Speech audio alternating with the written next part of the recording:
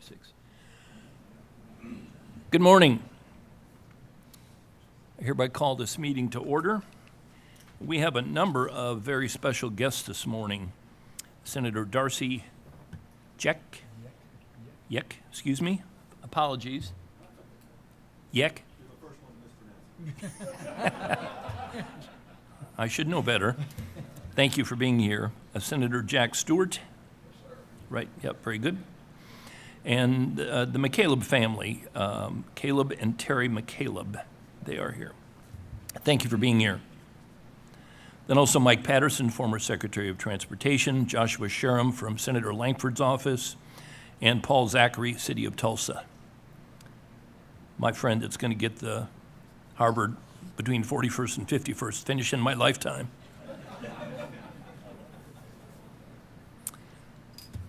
Chief Engineer Dill, you are recognized to present. Good morning, Mr. Chairman. Morning. This is definitely not how any of us want to ever start a commission meeting, but I do think it's important to draw attention to something that occurred on Monday, August 18th, when a member of our transportation family with Oklahoma Turnpike Authority, unfortunately, they endured a tragic accident on the Will Rogers Turnpike when a semi-tractor trailer veered off the turnpike and struck 2 OTA workers while they're performing their jobs. And sadly, one of them, Zach Reinhardt, lost his life that day. And if it's appropriate, Mr. Chairman, I would like to not only ask for a moment of silence for Zach, but especially his family, and that we just keep them in our thoughts and prayers. Please.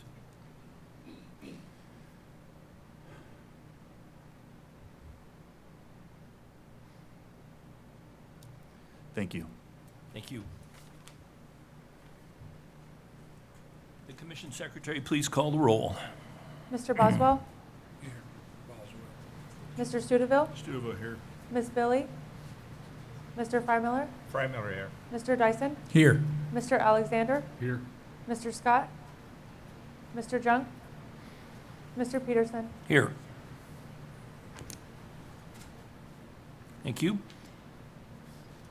Deputy Director Sullivan, you are recognized to present.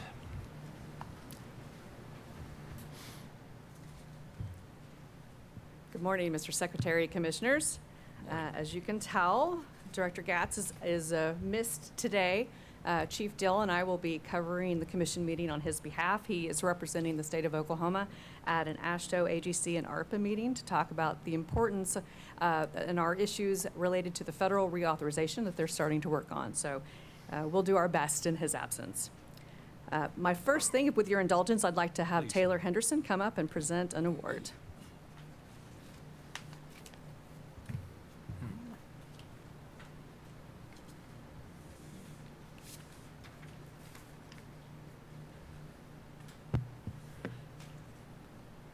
Thank you, Chairman, Commissioners. Thank you Morning. so much for having us here today or letting us present this award for our people and the hard work that they do. Appreciate this opportunity. We're here to present an award to our ITS group, our Intelligent Transportation System group. They have been awarded the ITS Heartland chapter with the Best Product Award for the dynamic signs. They've developed an app. Basically, you can drive out to a sign, use that app, and be able to change the message immediately, whereas before we had to go through a little bit more of a process. The DMS app is secure. It's an innovative tool that supports both permanent and portable message boards as well. So obviously we can get to real-time messaging better, and that's always where we're striving for the traveling public. Also moves us closer to the vision of a virtual transportation operations center. You see a lot of transportation operations centers that are physical, like the ones we have right down the hall here. We're moving towards more of a virtual operation, again, to be more stealthy operation. So this marks the 4th year in a row that they also, our ITS division has been recognized for an award through the Heartland chapter. Alan Stevenson, the leader of the group, is out. I think he's on a boat somewhere in the Pacific. So, but his team will join us for a photo, and I asked Chairman if you'd join us for that photo. Appreciate it. Sure, certainly. All right, I ask those people to come up. ITS group.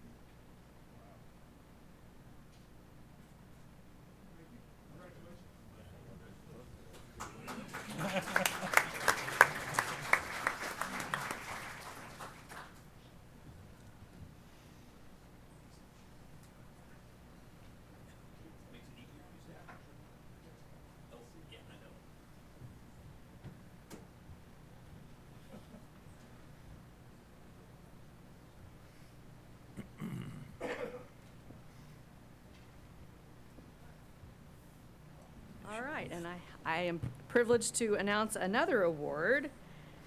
ODOT's Rural Two-Lane Advancement and Management Plan, or RAMP, earned top honors at the Americans Transportation Awards for Safety at the Western Association of States meeting that was recently held in, I want to say, Bozeman, Montana. We beat out 18, well, we are one of them. So we beat out 17 Western states to win this award. This is the regional winner. And the program is focused on improving one of Oklahoma's toughest safety challenges, and that is our thousands of miles of rural two-lane highways with no shoulders. While only a third of our population lives in rural areas, nearly 2/3 of severe and fatal crashes happen there. So this RAMP program directly tackles this by adding those 8-foot shoulders and safety improvements to our high-risk corridors. The recognition puts us in running for the national award that will be announced in November. But the real win lives with this program, that it helps save lives in our communities every day. So we're not going to do a photo now because we expect to come back with a national award in November. But I wanted to make sure that everybody gets to recognize, yay, the Two-Lane Safety Award. And thank you. And this program is so key to the mission of the agency, and there are hundreds and hundreds of ODOT staff that work on this program that we want to recognize. So it's really inherent to everything we do, and everybody needs to join in the celebration. So thank you for that. I'm going to set it here. No, I'm not. I'm going to leave it over here. So the story is TJ Dill broke the first one, so this is the replacement. So sorry, TJ. But we're not telling. Sorry. Okay, with that, then my final announcement before we get on with the business of the commission is I want to highlight our new statewide seatbelt safety campaign, Never Skip the Click. Oklahoma currently ranks 44th in the nation for seatbelt usage. Just 86% of us report buckling up regularly compared to 91% nationally. Nearly half of all fatal crashes in our nation involve someone not wearing their seatbelt, underscoring the critical importance of our efforts to change this behavior. This campaign is about turning a 2-second decision into a life-saving opportunity. Make it a habit, buckling up every ride, every time. The focus of this initiative is focused on rural male drivers who are statistically less likely to buckle up. You're going to see campaign messages on TV, on social media, in schools, and on our highways with the goal of reshaping the culture of seatbelt safety in Oklahoma. The comms team and video group have worked really hard And now we want to share a couple of the PSAs that they developed for this campaign, both focusing on our rural audience. The first one is "Don't Get Bucked," and our campaign keystone message will be delivered by our very own Roger Straka. Go ahead and run video.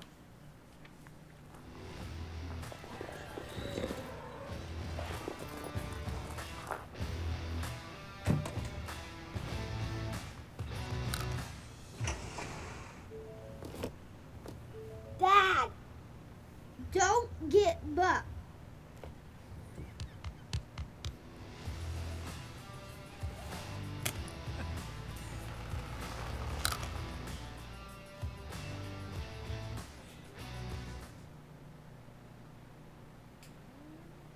Is that first one?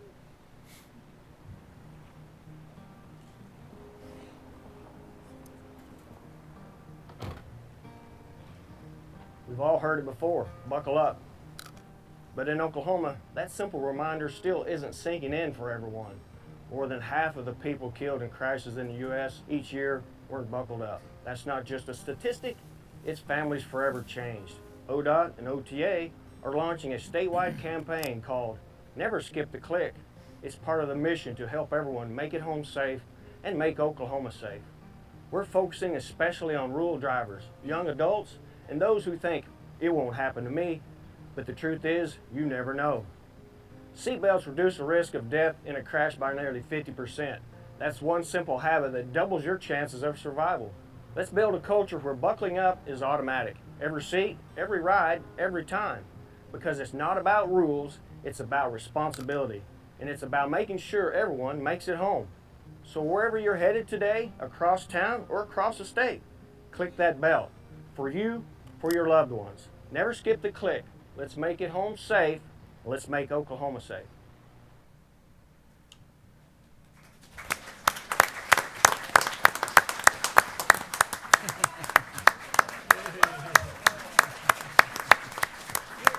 We're very concerned that Roger has a career in Hollywood ahead of him, but he's done a great job. We want to thank Roger and Stephanie for sharing their time with us and helping film that. And I also want to reach out to the comms team because they did this all in-house themselves, and it's going to be a great campaign. I can't wait to actually see the impact of it. So thank you. Great. Thank you very much. Item 126 is approval of the minutes of the Transportation Commission meeting on August 4th, 2025. Do I have a motion for approval of item 126? Motion, Dyson. Thank you. And do I have a second? I second it. Thank you. Commissioner Freimiller? Any discussion? Please cast your vote.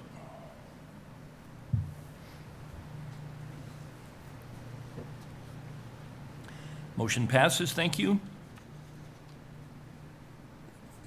The consent docket contains items 127 through 130. If any commissioner would like to pull an individual item out for discussion, you may do so at this time. Otherwise, I'll hear a motion for approval of the consent docket. Approval, Alexander. Thank you, Commissioner Alexander. And do I have a second? Second. Thank you. Please cast your vote.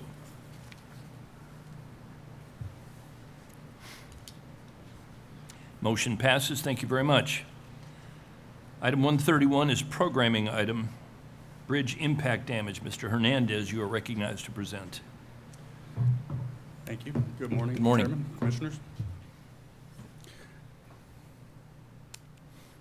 So yes, item 131 is a programming item to repair bridge impact damage. This is in District 1, Muskogee County. State Highway 165 northbound bridge over Chandler Road, 2.1 miles south of the junction of US 62. Estimated cost of this project is $792,000 using state aid funds. The project will be ready for an October 2025 letting, and the party responsible for the damage is known. This didn't quite make the requirements for an emergency project.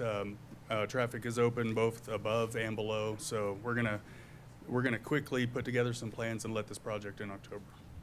Is there, do we believe that the party responsible has sufficient funds? That I am not sure. We will track that down. Okay. Track that all right. down. Very good. All right. This is a good example Jason's going to bring up in a presentation later. Bridges with non-redundant structural tension members. This bridge has redundant structural tension members. We were able to shift traffic over, and it's still safe to use until we can repair it. Okay, very good. Thank you. You've heard the presentation. Do I have a motion for approval of item 131? Prime Miller approved. Thank you. And do I have a second? Boswell, second. Thank you very much. And any discussion? Please cast your vote.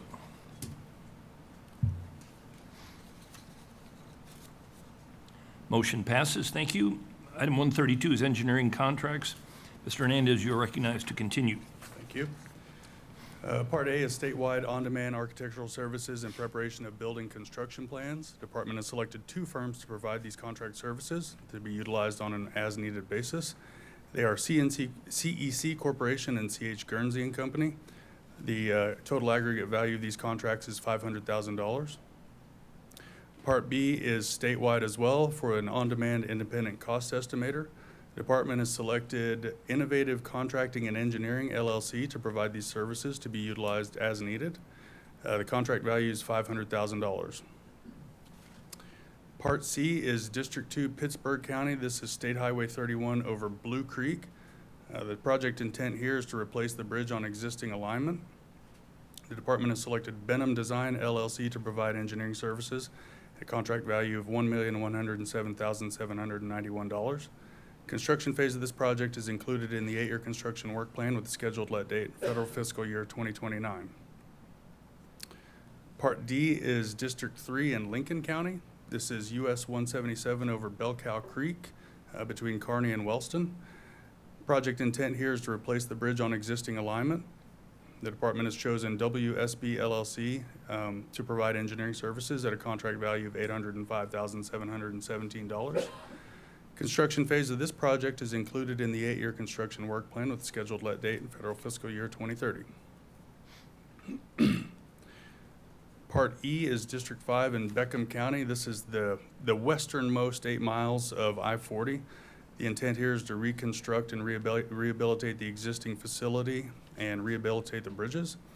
The department has chosen Tetra Tech Incorporated to provide engineering services at a contract value of $649,010. Construction phase of this project is included in the 8-year construction work plan with the scheduled let date, federal fiscal year 2028. Part F is in District 7, Jefferson County. This is US 70, generally west of Waurika. The project intent here is to add shoulders to a 2-lane highway with intersection modifications at State Highway 79 and to reconstruct and rehabilitate the existing facility. The department has chosen Burgess and Nyepel Incorporated to provide engineering. The the contract value is $1,033,322. The right-of-way phase of this project is included in the 8-year construction work plan with a program date of federal fiscal year 2030. Part G is District 8. This is in Tulsa County. This is US 69 through Owasso from 86th Street North, about 3.5 miles. The project intent here is to add capacity to the roadway, and the services contracted here are for preliminary engineering. The department has chosen Friesen Nichols Incorporated to provide this service at a contract value of $1,562,864. The right-of-way phase for this project is included in the 8-year construction work plan with the scheduled program date of federal fiscal year 2028. And finally, in District 8 as well, Tulsa County, State Highway 151 west of Sand Springs. Project intent here is pavement rehabilitation, reconstruct, rehabilitate existing facility and safety improvements. The department has chosen EST Incorporated to provide engineering at a contract value of $1,178,495. The construction phase of this project is included in the 8-year construction work plan with the scheduled let date in federal fiscal year 2027. Be happy to answer any questions you might have, and we recommend approval on the engineering contracts. You've heard the presentation. Do I have approval for item 132? Motion, Dyson. Thank you. And a second? Second, Stewart. Thank you. Any discussion? Hearing none, please cast your vote.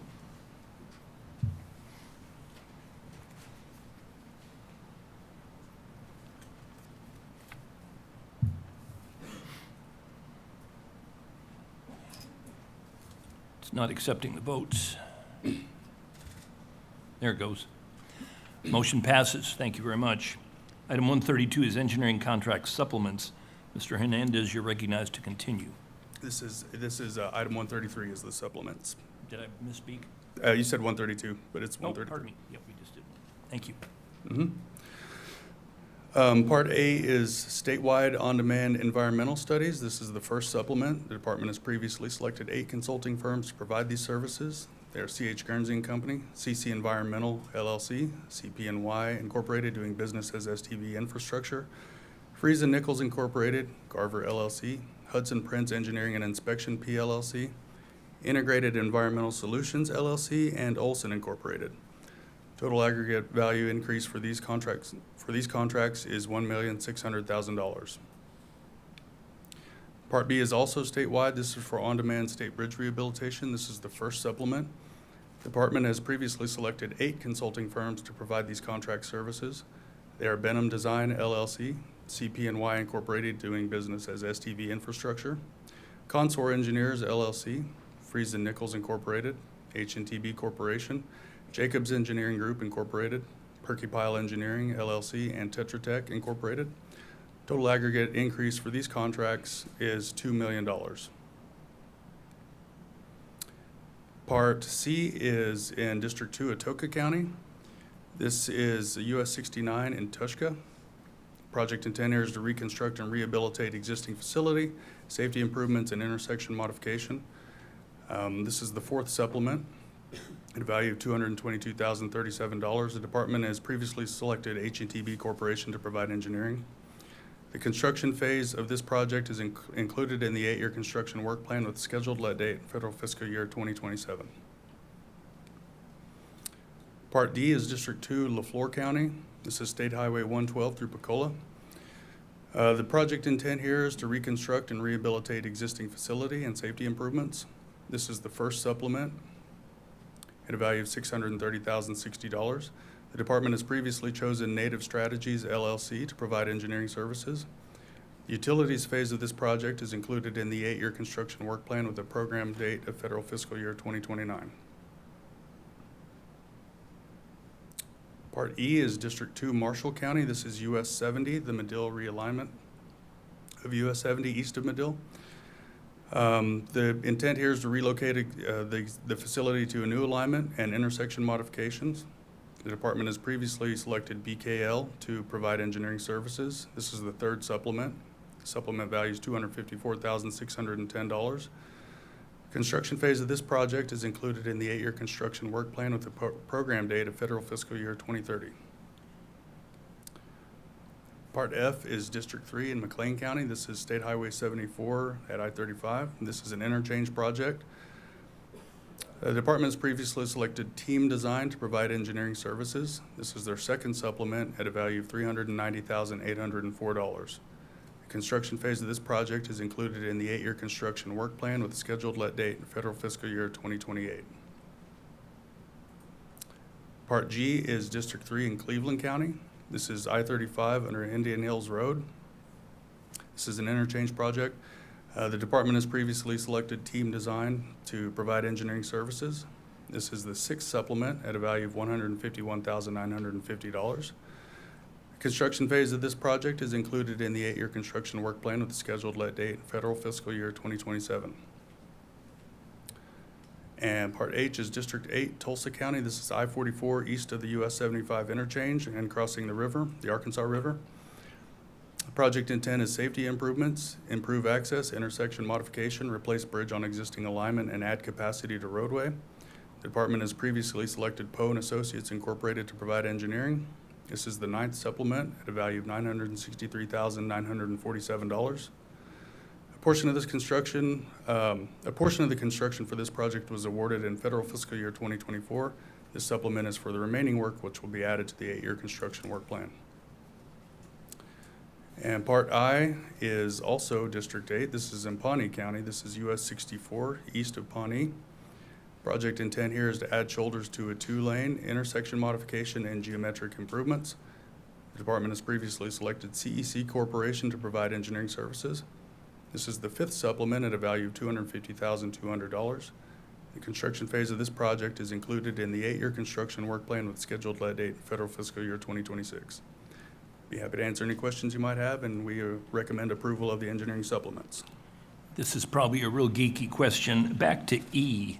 the Marshall County. I could not find that road on Google Maps. And I was trying to figure out what the heck was being improved, but So currently, It's the not highway there. goes through Medill. We're relocating it to the east. okay, so there's no road there right now. Ah, that's why I couldn't find it. You'll see it soon enough. Okay, very good, thank you. All right. That concludes the contract supplements. Yeah, you've heard the presentation. Do I have a motion for approval of item 133? Freimiller approved. Thank you. And do I have a second? Studeville, second. Any discussion? Please cast your vote.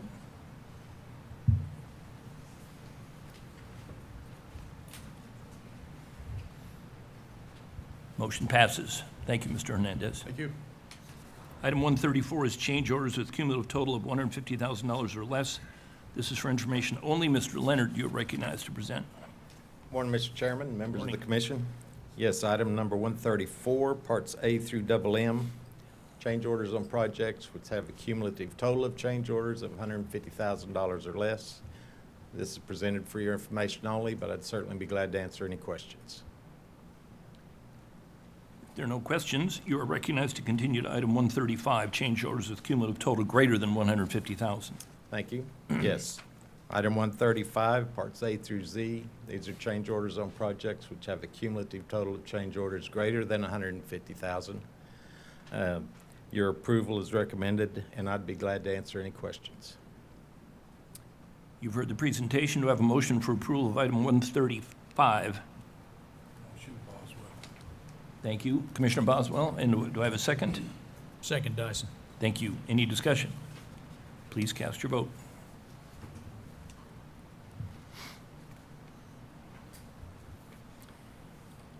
Motion passes. Thank you, Mr. Thank you, Leonard. Mr. Chairman. Thank you. Item 136 is damage to state property settlement. Ms. Penn, you are recognized to present. Good morning, Commissioners. Morning. This is for damage to state property settlements. The first one is District 3 in McLean County, a collision with cable barrier. On October 22nd, 2024, a motorist driving northbound on I-44 unsafely changed lanes and collided with another vehicle. The cable barrier was struck by the first motorist after both vehicles left the roadway. ODOT's cable barrier was damaged in the amount of $11,330. The damager has the required minimum of $25,000 in liability insurance coverage. However, due to the damage caused to the other vehicle involved, the insurance company has offered only the pro rata share of $8,114.96 as settlement to ODOT.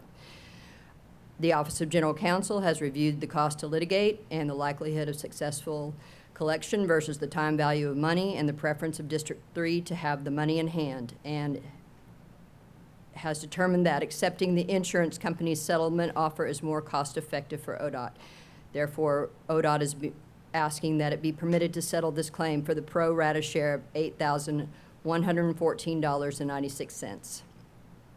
The second item, District 8, Tulsa County, collision with an impact attenuator. On July 2nd, 2023, a motorist driving a vehicle eastbound on I-244 unsafely changed lanes and collided with an impact attenuator.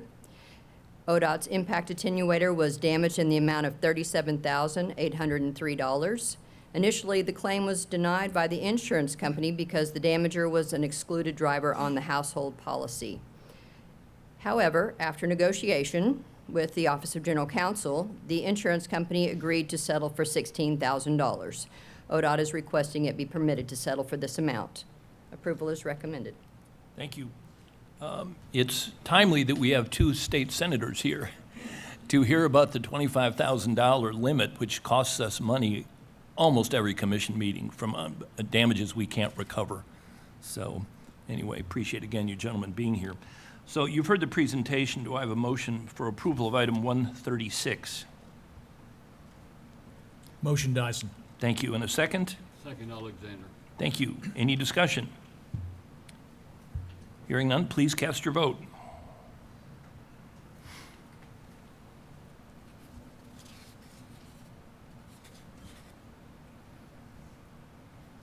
being sticky.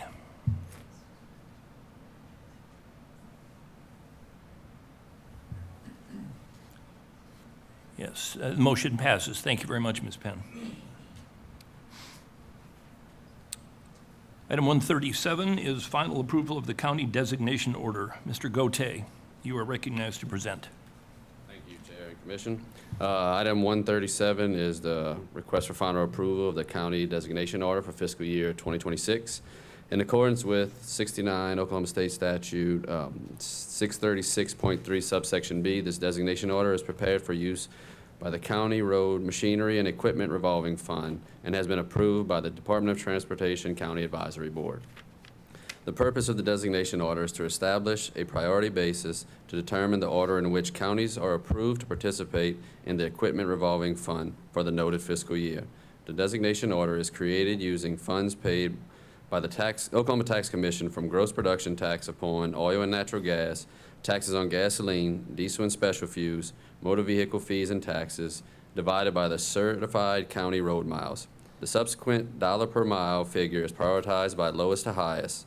As noted in the above referenced statute, the counties receiving the least appropriations per mile may receive the highest priority. The CAB has deemed it critical to progress through the designation order so that all counties have equal access to participate in the Equipment Revolving Fund.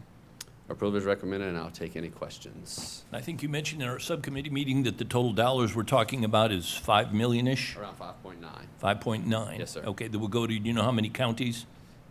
No, sir, it depends on what type of equipment they're buying at the time. Okay, all So right. it kind of depends. Yeah, very good. And Thank it you. carries over if they don't spend it. Right. Thank you. You've heard the presentation. Do I have a motion for approval of item 137? Motion, Studeville.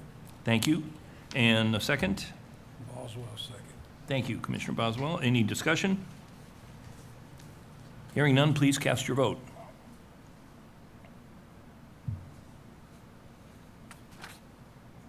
Motion passes. Thank you very much. Item 138 is proposed bid openings. Ms. Bryant, you're recognized to present. Good morning, Mr. Chairman and Good morning. Commissioners. Item 138, proposed bid openings, consist of the final October 2025, the tentative November 2025 bid openings. The department recommends approval. Thank you. You've heard that presentation. Do I have a motion for approval of item 138? Framework, approved. Thank you. And a second? Second, Dyson. Thank you. Any discussion? Hearing none, please cast your vote.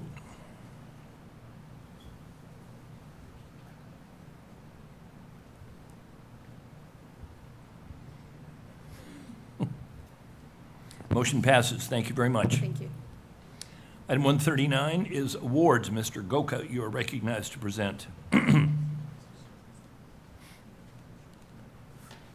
morning, Mr. Chairman Morning. and Commissioners. Item 139 is the awards from the August bid openings. Part A is from the August 7th regular bid opening. It is recommended that the following items from the August 7th bid opening referred to by call order be awarded. 700, 705, 710, 715, 720, 725, 730, 735, 740, 750, 765, 775, and 785. Part B is from the August 14th regular bid opening. It is recommended that the following items from the August 14th regular bid opening referred to by call order be awarded. 745, 755, 780, 800, 805, 820, 830, 835, 840, 855, 860, and 885. This concludes the recommendations, and approval is requested. Thank you. You've heard the presentation. Do I have a motion for approval of item 139? Motion approved. Thank you, Commissioner Alexander. And a second? Second, Studeville. Thank you. Any discussion? I'd just like to say I've been voting yes every time, and it's showed me as a... The system is sticky this morning. It's not, takes several times. We've noticed that. All right, please try and cast your vote.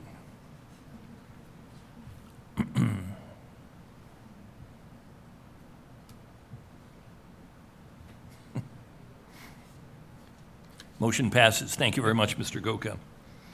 Item 140 is the Director's Report. Chief Engineer Dill, you're recognized to present in the Director's absence. Good morning again. Morning. First of all, I want to apologize for the 78-degree temperature we have in the commission room today. Unfortunately, I am not in control of the thermostat, but I do control every box fan in this building. So they are all here and doing our best to make sure that we can stay as cool as possible. We're fine.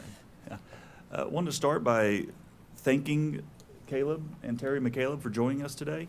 Something I wanted to do in the Director's Report today that I think generally would be done at the top of the meeting under presentations and awards has to do with a consent docket that was heard today for the naming of memorial highways and bridges. And on that has a very special individual to not only us here at the DOT, but across the state of Oklahoma. And that is the now new designation for the Ambassador Neil McCaleb Memorial Interchange at I-35 and 33rd Street in Edmond. Really appreciate the family being here today, and the biggest lift on this is not one that we do. We're responsible for putting the signs up after the legislature is able to do what they do, which is not an easy feat. And two of those gentlemen who held that heavy lift are sitting here with us today, which are Senator Jack Stewart and Senator Darcy Yeck. Mr. Chairman, with your permission, I would like to invite Senator Stewart to the podium to say a few words about Mr. McCaleb. Please.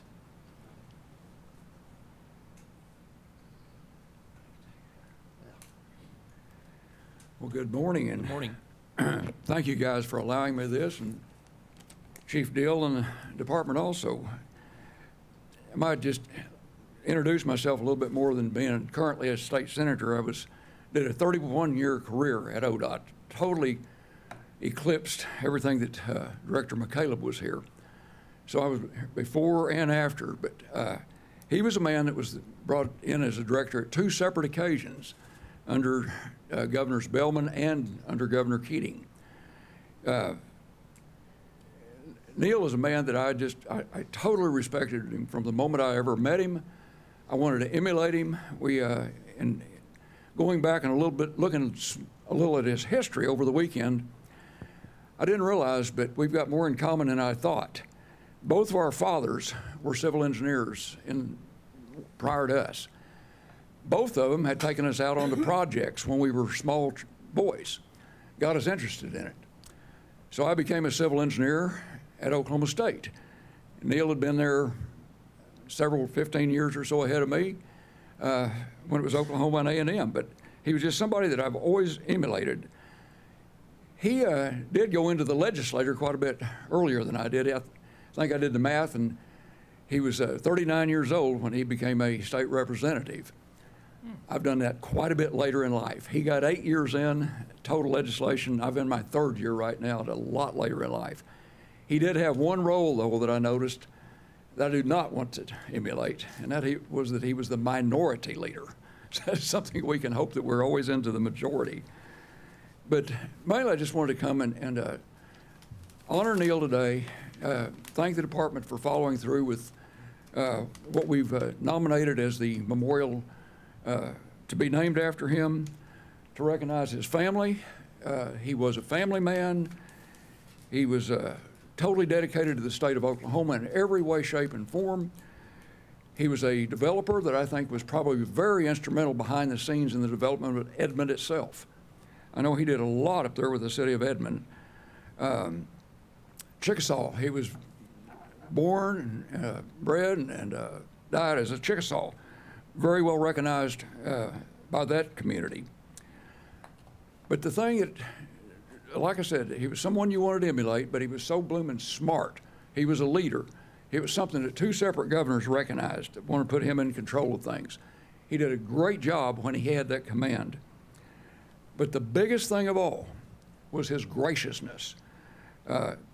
He was so non-condescending at the level that he was at. And that was the thing that I most remember about him, and the most reason I'm proud to be able to be here. But again, this honor that he's going to receive today, very well earned. Appreciate you guys doing that. Thank you. Thank you.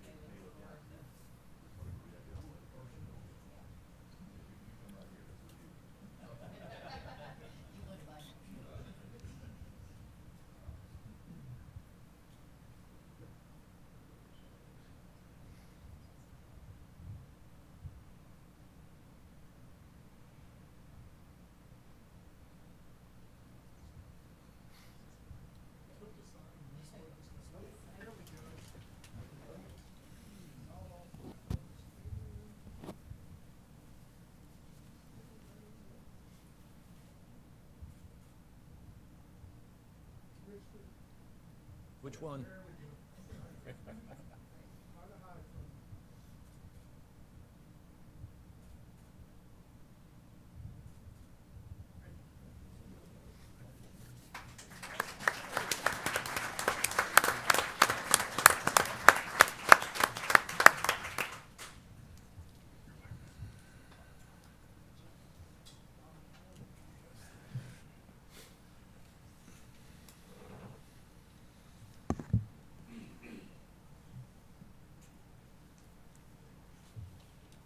Thank you, Mr. Chairman, for that. Of course.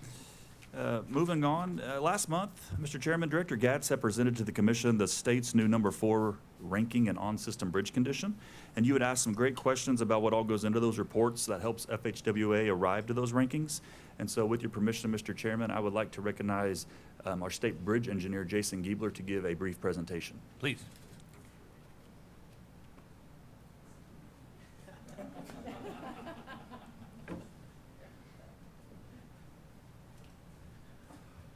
All right, how do I get that started? Okay, he said let's make it brief. I'll do my best. We can talk for a while. But good morning, Mr. Chairman, Commissioners. I appreciate this opportunity that you guys asked to have a little presentation on bridge inspections. I'll make it as brief as possible, but I'm going to talk a little bit about the beginning, some of the requirements, a little bit on what condition ratings, and then some types of inspection we do and where we're at in Oklahoma. So prior to 1967, most of the bridge was focused on design and construction, but unfortunately in 1967, 46 lives were lost due to rush hour traffic on the Silver Bridge over the Ohio River, carrying US 35 in Ohio, between Ohio and West Virginia. And this put a lot of emphasis that we need to look at a lot more of our in-service bridges as well. So a lot of investigations went into this and a lot of inspections, and actually the Federal Aid Highway Act included a bridge inspection portion, and out of this also came the National Bridge Inspection Standards, or the NBIS. So now we're starting to focus a little bit more and saying we need to have more emphasis on our inspections, have all of our bridges inventoried, as well as a inspection protocol that we go forward with. So the requirements that came out of this, first we need to know what those standards are. And a bridge was defined as any structure that's greater than 20 feet. That can be a span structure, or it can be a group of culverts. But if they combine to make 20 feet or greater, they're considered a bridge, and we have to inspect those and give those an inventory. And this is for all public road structures, but even private bridges that connect public roads, those also require an inventory as well as an inspection on those too, so that we can submit that data to the FHWA. The other requirements on the standards, I won't go into a lot of detail on this, but there are specific requirements that we have at the federal level. There's new ones that have just come out within the last few years that have been a lot of work that's put on all the states, called the Specifications for National Bridge Material, or the SNBI. That's just changing the coding that we do. But more than anything, I want to let you know that Oklahoma meets or exceeds all the standards that are required at the federal level. And just to kind of sum that up, the NBIS that I'm talking about that was created, that's the what. That's what we're required to do. And the SNBI, or those specifications, even though they've changed, that's how we do it. Either way, we're going to get those inspected to make sure they're safe. Let me get it to go. Yeah, okay. So another requirement that came out was, well, how often do we need to inspect this? And the chief even mentioned that a maximum of 24 months is required for all structures. But a lot of our structures are inspected even more often, and I'll discuss that here in just a little bit as well. Another requirement that came out was who's going to be carrying out these inspections and what kind of training. So we have a program manager at ODOT who's responsible for all the inventory, making sure all the inspections are going down, as well as the reporting of all that data to the FHWA. And currently over the period of the NBIS system, we've had about 33,000 bridges in our system.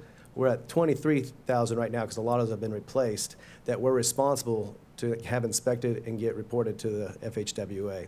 And underneath our program manager, we have team leaders, whether that be a consultant or in-house at ODOT, and they also have inspectors underneath them, as well as load rating engineers, just in case capacity needs to be checked.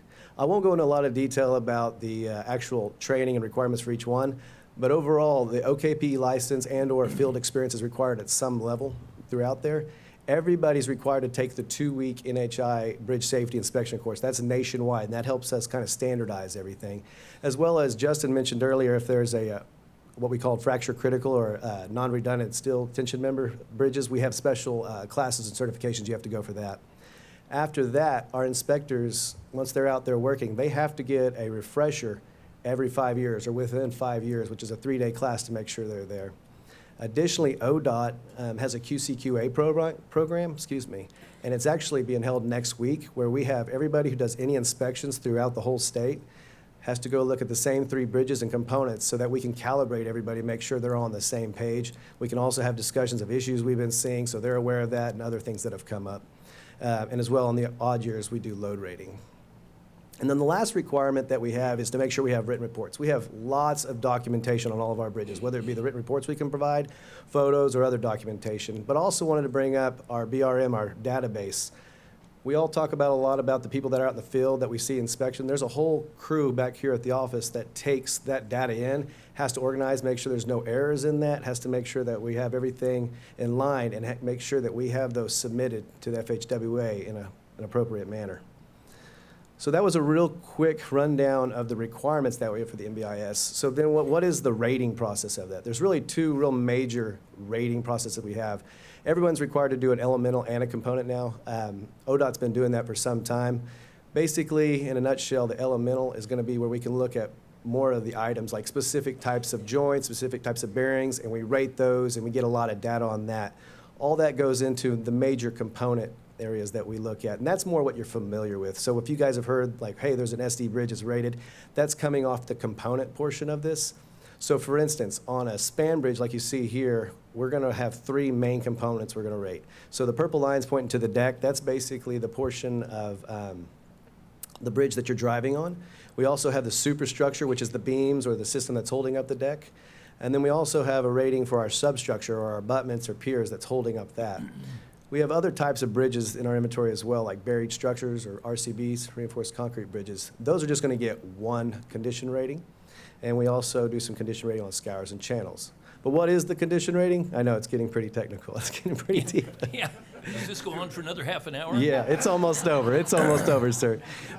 But just to make sure that to understand what that means, if it's a good bridge, it's going to be 7 to 9. If it's a fair bridge, it's 5 to 6. And if it's poor, it's going to be a 0 to 4. We only have, like we talked about earlier, about 35 bridges that we submitted this year that were poor bridges. Poor doesn't mean it's bad, just means it has some things that we need to observe. Unless you get to a 2, then we have about 90 days to actually provide a critical find and get that repaired or close it down. I'll run through these real quick as fast as well. This is just to let you know that, we are required, like we talked about, every 24 months max to get these inspected. Most of our inspectors are doing that with ladders, hands-on, but we have a long, tall program where we have snoopers like you see on the right there, and they're going to get inspections to get up and close, and a lot of them are trained with rope climbing as well to get there. The NSTM, or the fracture critical, like we were talking about earlier, we have special inspections for those. That requires a PE to actually get out there and get hands-on and maybe do some non-destructive testing on those, and that type of things like the 66 truss there or that pier beam that's going across. Special inspections, when we see things, we're getting our hands on those. So if we have a crack in a diaphragm or something, and we did some items like drilled some holes to try to relieve those stresses, we're going to put that on a more frequent basis. Or if we have scour due to a flood event that came through, and we're going to inspect to make sure the soils didn't erode away from our foundations, we're going to put that on a more strenuous process of inspection timing as well. We're out there, as you guys have seen quite a bit, that the damage inspections, if it's hit by a bridge or fires. We also have our underwater inspections that come through. We have divers that go underneath there and inspect those foundations, as well as sonar that we get that go under there to get pictures of that as well. The difference on this one, we don't require that for 24 max months. This is a 60 month. It's a little bit more in depth on the bottom. And then we also have to do inspections if there's a temporary bridge that we put out during construction while we're building the other one because traffic is on there. All those inspections are to show you that it's not just that 24-month period that we're looking at them. We're constantly putting eyes on our bridges for the safety, as well as our maintenance crews that are out there in the field every day as well. They're keeping eyes on those. So when it comes down to it, what we have in Oklahoma, we talked about we got about 23,000 bridges in service. So we're responsible for taking all those on and off system bridges, getting all that together, and having those submitted to the FHWA by March 15th every year with no errors. And about 6,800 of those are actually on system for us. And to kind of sum this up, this is where it kind of all started, your conversation from last month. So we all know about Weber's Falls and put a lot of eyes on our infrastructure and the issues that we had.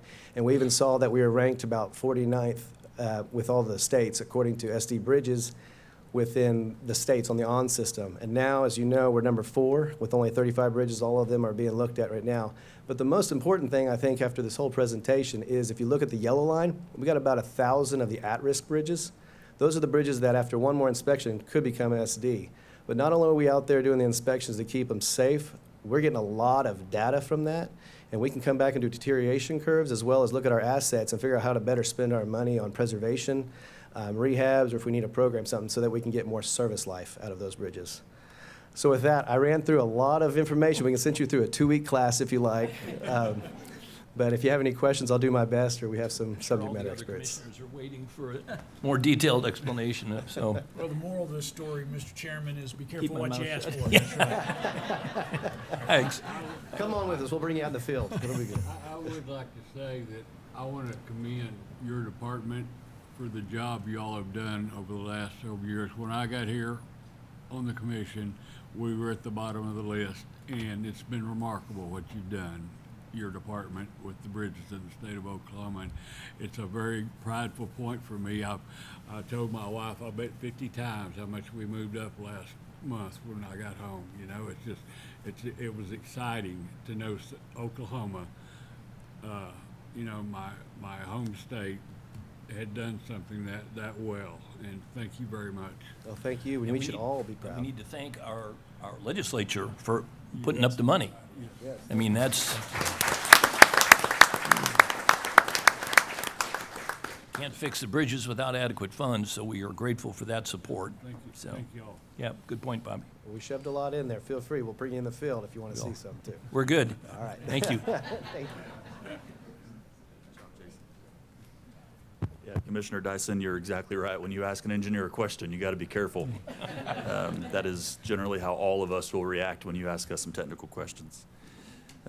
Okay, so with that, Mr. Chairman, if it's appropriate, I'm going to keep this microphone to myself the rest of the time, and Please. we'll work to get you moving here. Please. Want to talk a little bit about the rebalance process and 8-year work plan. We have now met with a couple of commissioners to go over their district's individual plan. And I think they will tell you that it is a big difference from our plan last year. You hear the director talk a lot about inflationary conditions and what that has done to our program. And now that we have been, I'm going to say 3 going on 4 years into that, we have a lot of good, solid data now to make good decisions on what these cost estimates and that program look like. I think they're going to show you a graph here shortly.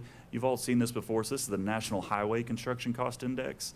And you hear Director Gatz talk a lot about 60% since COVID. And I think it's important to really kind of nail this down to 3 points. So if we'll go to that next graph, if you really look at 2003 to 2021, right there. So you've got 18 years of inflation from 2003 to 2021.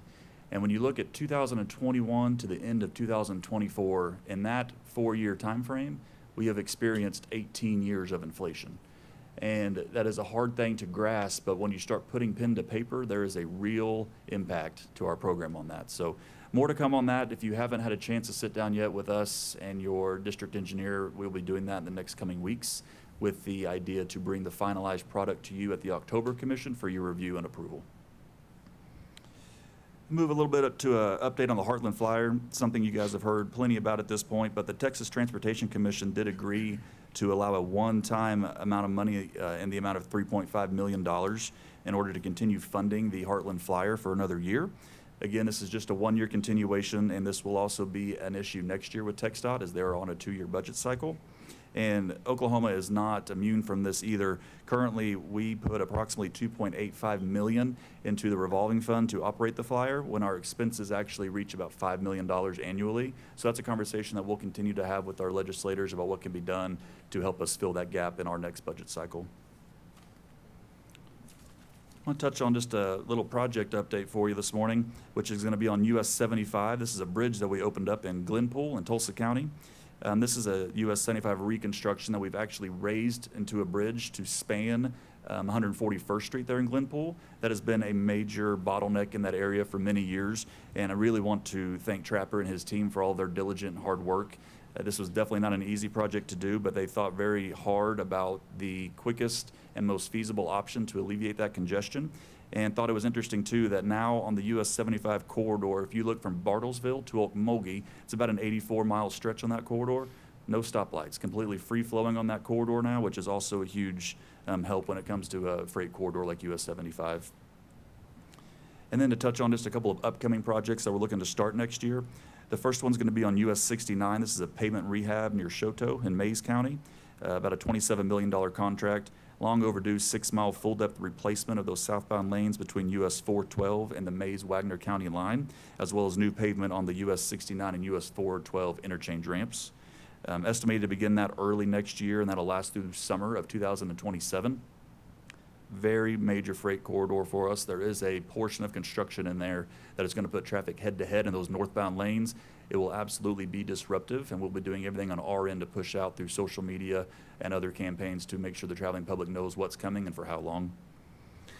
Another great project on State Highway 37. This is a resurface and new shoulders near Idabel in McCurtain County. About a $17 million project to not only add shoulders, but resurface 6 miles of that corridor. This has definitely become a primary route from folks traveling to and from Texas who are trying to get to Ho Chi Town and Broken Bow. So definitely have seen increased traffic the past couple of years there. Scheduled to begin that early next year. Also take about a year and a half to complete that project. And then last one on here is State Highway 7. So widening and bridge replacement near Sulphur in Murray County. This is going to widen State Highway 7 to 12-foot driving lanes with 8-foot shoulders, and also a construction of a new bridge there over Mill Creek. This project also handles a pretty substantial amount of traffic. It's a bit of a tourist hub through there that also carries traffic from the Chickasaw National Recreation Area and Turner Falls. So looking forward to seeing that one come to fruition first of next year as well. As always, want to end the report today by talking a little bit about safety.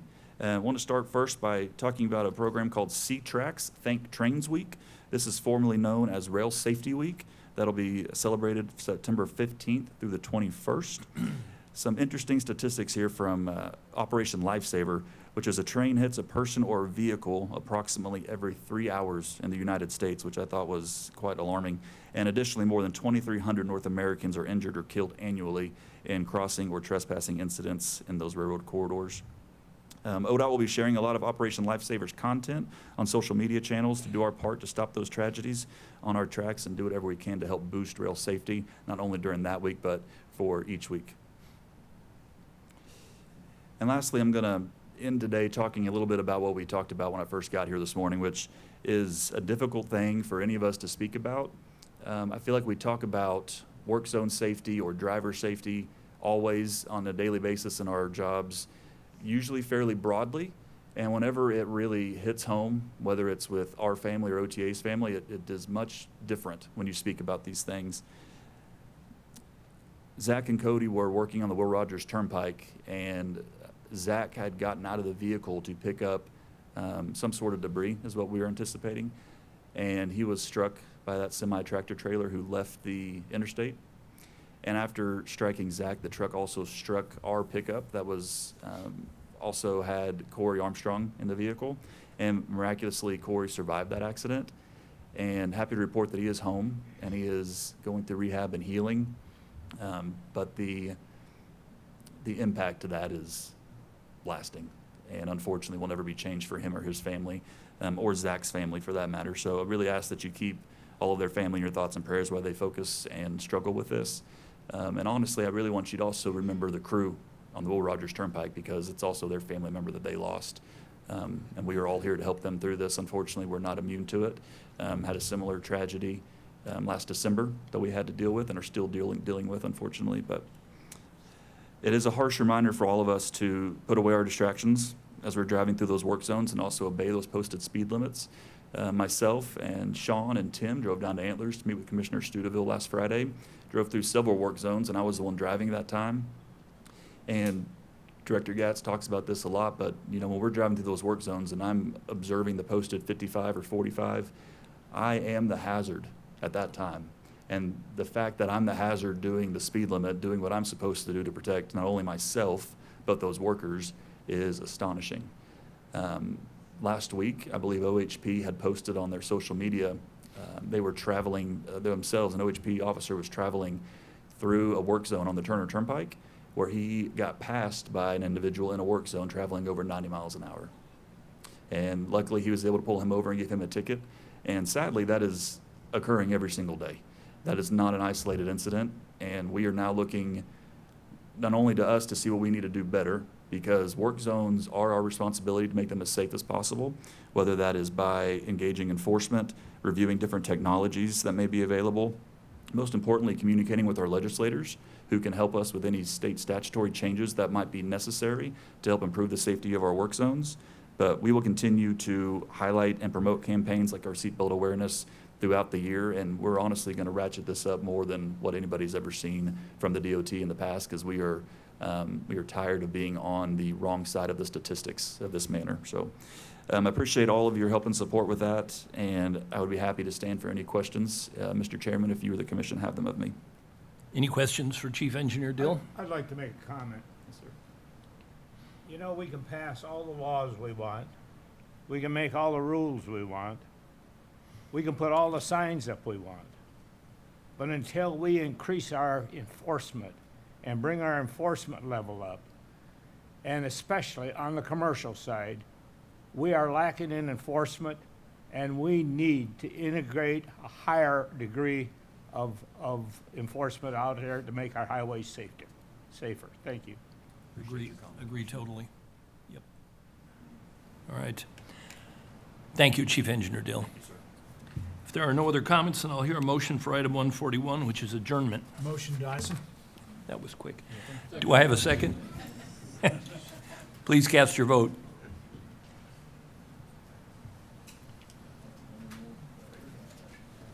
Motion passes. We are adjourned. Sorry, David. No, you're good, buddy. You're good.